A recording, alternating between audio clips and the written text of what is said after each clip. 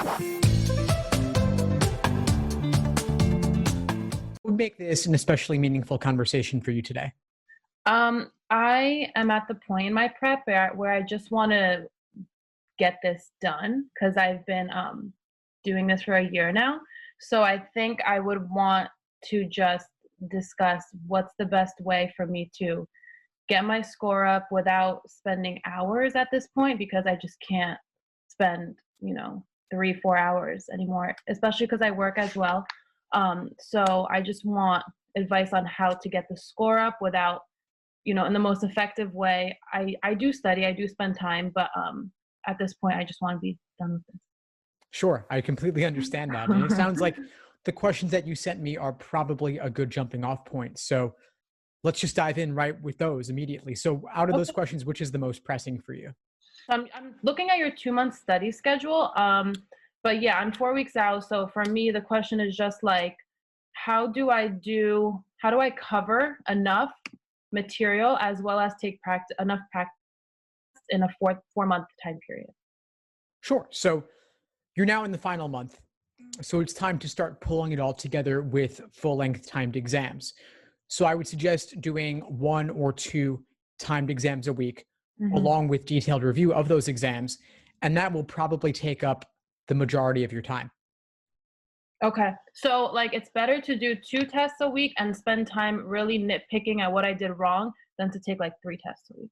Yes, exactly. Okay. Okay. Um, okay. And then, so should I spend like any time with specific skills? Like if something doesn't click, even after I go through it and go through the test, what do I do then? Well, so what you can do is as you do these timed exams each week, if you notice particular trends or weak areas, aside from those 2 exams a week, you can Mhm. also drill certain question types if you're having trouble with weekend questions or Mhm. science passages.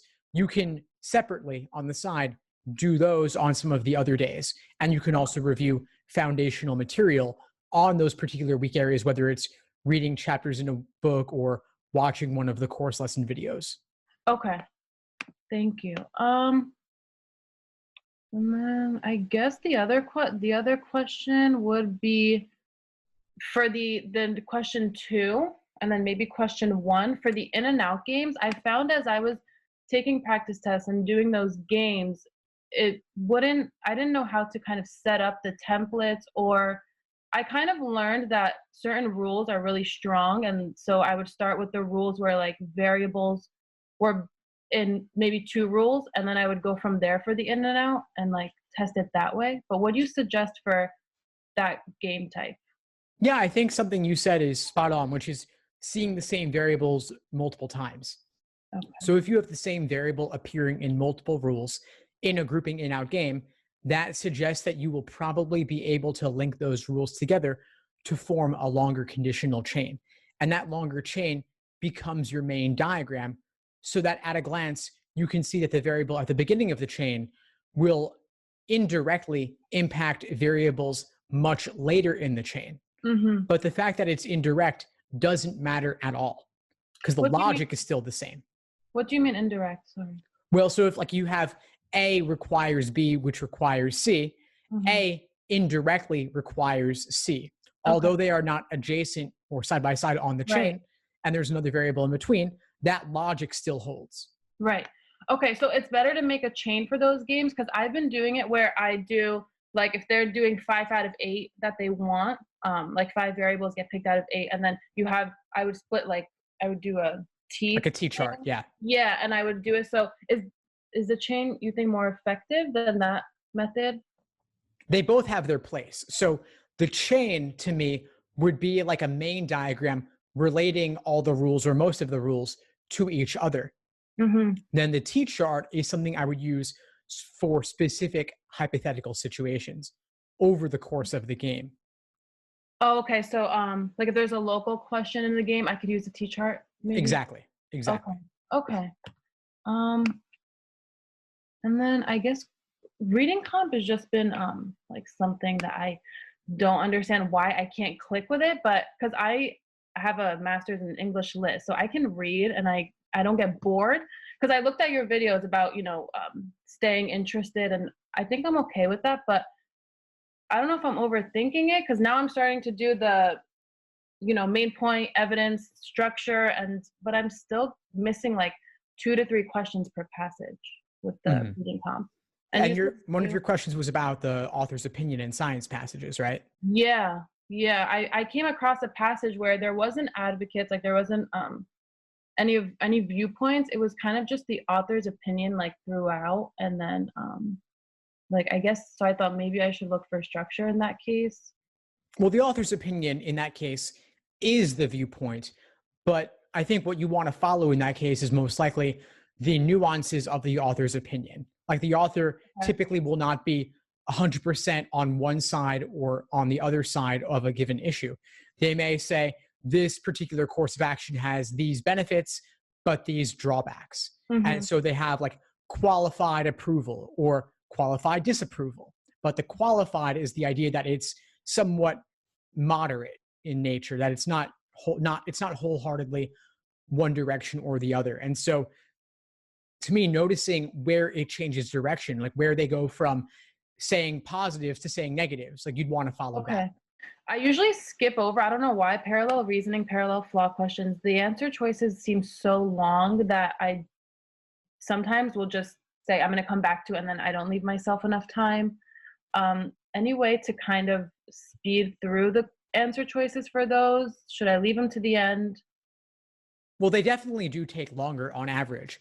So if you're encountering a parallel that's question number 9, I would say probably do it then, because although it's a lengthier question type, Mhm. the degree of difficulty will not be that great since it is relatively earlier in the section. But if Okay. you encounter a parallel later in the section, it's a good candidate to flag and come back to at the end, Okay. because it will be more time consuming, but of course, everything's worth the same. So Right. it is worth saving for last. But as for how to speed up on those, it's tough, especially when all 5 choices are on the same topic and they have only minor wording Right. differences. So in Yeah. those cases, you want to focus on exactly where those differences tend to appear. They usually appear in like quantity related words like most, all, some, few, Mhm. many. Notice those words, then also notice the degree of certainty in the conclusion. Like always, sometimes, maybe, probably, unlikely, words of that nature. Those differences make all the difference. And you want to, of course, match those types of words with the Oh. parallel words in the stimulus. Oh, okay, so, like, they mirror each other? Okay. And then you also want to test, are they truly synonymous or not?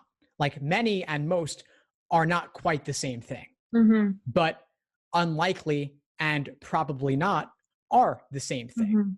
Mhm. So it's up to you to tell whether they are truly the same or not. Okay, and then you have, a video on those words, right? On those terms? The I many, do. almost, Yes. and the course. Okay. Um, okay.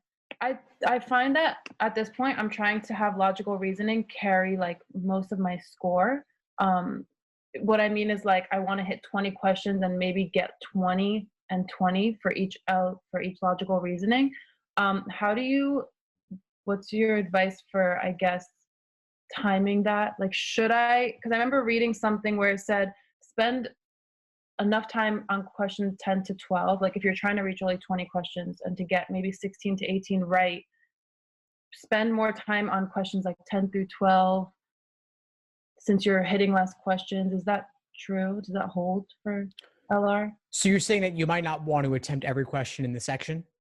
Well, I know to put an answer for every single one. Like, I know to fill out like an answer choice, but I just like, I don't think I could get to the 25 or 26. Maybe get to 20 or 21. Okay, well, I'll give you 2 different potential approaches. Let's say that you did want to hit every question in the section. What I would say is you want to blast through the easier questions to build up a time bank to handle the tougher ones later, because easier questions deserve less time. So Mhm. maybe you would do the first 10 questions in 10 to 12 minutes, save up that time for tougher questions that come later. Then you could flag the most difficult questions towards the end of the section, skip them, come back to them at the very end. That's if you wanted to attempt everything. If Okay. you did not want to attempt everything, then of course you can slow down a little bit. And maybe what you would want to do is you'd want to just skip the 5 hardest questions you encounter. and Okay. maybe you never get to them, and that's okay. Okay. I'm sorry. But Can you repeat that second point? yeah, sure. I So was writing down. yeah, of course. So if you did not want to attempt every question in the section, you might want to simply skip the 5 most difficult questions you encounter. Like Okay. maybe any parallels that appear after number 15, you skip, or any Mhm. principal applications, or any sciencey or philosophy type questions. If they're too wordy, you skip Right. those and you Okay. just never attempt them. And that's fine. But even so, I would still suggest aiming to do the earlier questions a little bit more quickly, because there is that general order of difficulty. Right. Okay. Thank you. Yeah, of I'm course. not sure. I don't know if I have any other. I mean, I tried to think of the most pressing questions, I guess, right now, but really it's just I'm just trying to get this done and get my score up for 4 weeks. And but I do think I definitely want to spend more time reviewing my tests, because I think that's also kind of the same thing as doing drills, or not the same thing as doing drills, but spending 1 to 2 days on one specific skill, I guess. So yeah, I think that might be it. See. Yeah, of course, Carolyn. Well, it's Thank you been, so of much. course, no, it's been great connecting with you. You've been asking all the right questions and you're thinking about all the right things. And I think a big takeaway I want to leave you with is, yeah, the review process. That's where you want to focus going forward. 2 exams a week, not 3. Detailed review of those exams. Make that your focus. And as we said earlier, if you ID weak areas, focus on those. On the side, do a little bit of drilling. Okay. Thank you so much. Of course. What would you say is the biggest insight you got from our call today? Um, I would say just direction, right? At this point in time for my, my prep, I just needed someone with, expertise and experience to tell me where to go, what direction to take at this point with 4 weeks out. I could have easily spent a lot of my time, um, doing the wrong things for 4 weeks out. But now that I have some direction in terms of take a practice test and do the review process, that was what I needed. Thanks for tuning into the show. Please subscribe if you haven't done so already to be notified of new episodes as I release them. And feel free to reach out if you need anything at all as you move forward with your prep. I'm happy to help however I can. In the meantime, I'll wish you all the best and take care.